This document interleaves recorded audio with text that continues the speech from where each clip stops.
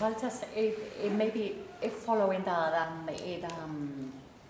panel that we had yesterday and the question that Tony put on the table, like whether is it possible to aim for sustainability without changing the social scheme and everything. Like I maybe like to ask what you think about that. Is it possible to have sustainability in a capitalist system, and given that the capitalist system is based basically on grow? And, yeah, I mean, my perspective is, and the pragmatic response to that answer is that it would, in a sense, be a conceit to wait for the downfall of the current system to start building the new system. Yeah.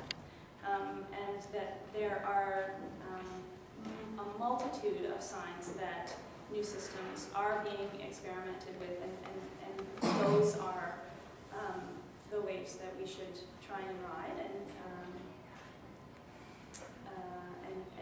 try and improve, and of course failures will be made. And so to remain vigilant of that. That's one thing. Yeah. Right.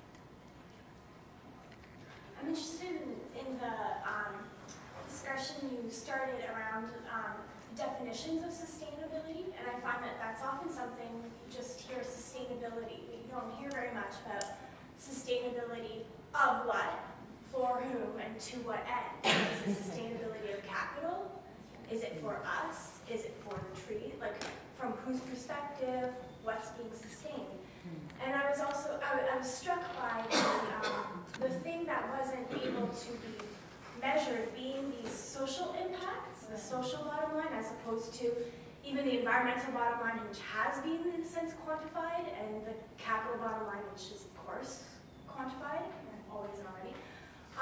And I wondered about, could you say something about the fact that there's this immeasurable, like, what's the value of the things you can't measure, and the pressure to numericize and to measure these outcomes. My really specific question is basically, I do some citizens advocacy group for a walkability group in Waterloo, and there's always this pressure when you're articulating when you're trying to push environmental policy, to show the numbers, right? Like, what kind of economic impact, what kind of health savings are these kinds of changes going to have? And so, can you speak a little bit about the value of things that aren't able to have a numeric value described? And it just has a job. Yeah, it's an interesting question, and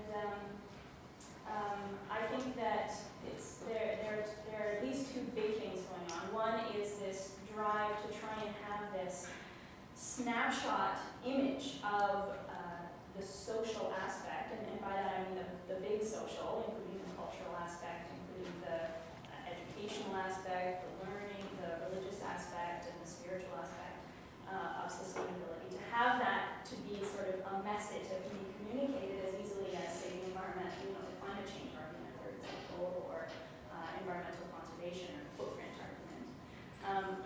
But at the same time, as soon as you start to try and put social values and cultural values into numeric terms, it gets to be a really uncomfortable situation, and it's not something that many people are willing to sort of encapsulate. Plus, the trends aren't so obvious. Does increasing ethnic diversity in say, you're in a nation, for example, is that something that is a trend towards social sustainability? And would it just be so?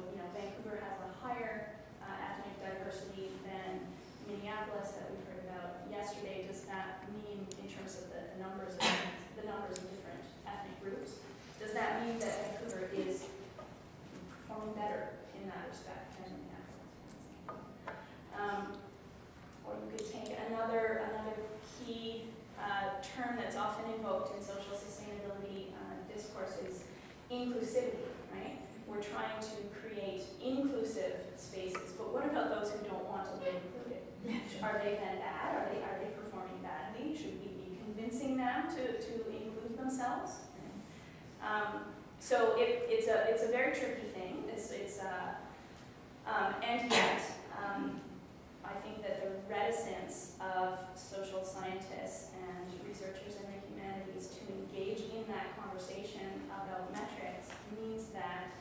social aspects of sustainability are not figuring in the dialogue at all. So you've got the Human Development Index, and that's considered to be sort of a good enough measure of how a society is doing in the social sphere. But GDP is the biggest determinant of how the HDI works. And we know that the GDP values divorce rates and illnesses as long as they're driving expenditures on healthcare.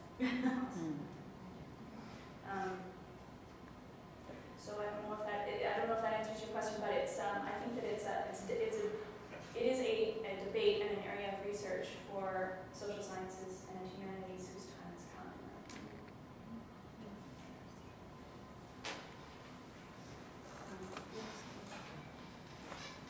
I just like to thank you for offering this view of the pragmatic approach to sustainability. It was something that we don't hear enough of, but I can see one of the clear drawbacks to the approach that will be raised is that the danger of pragmatism is that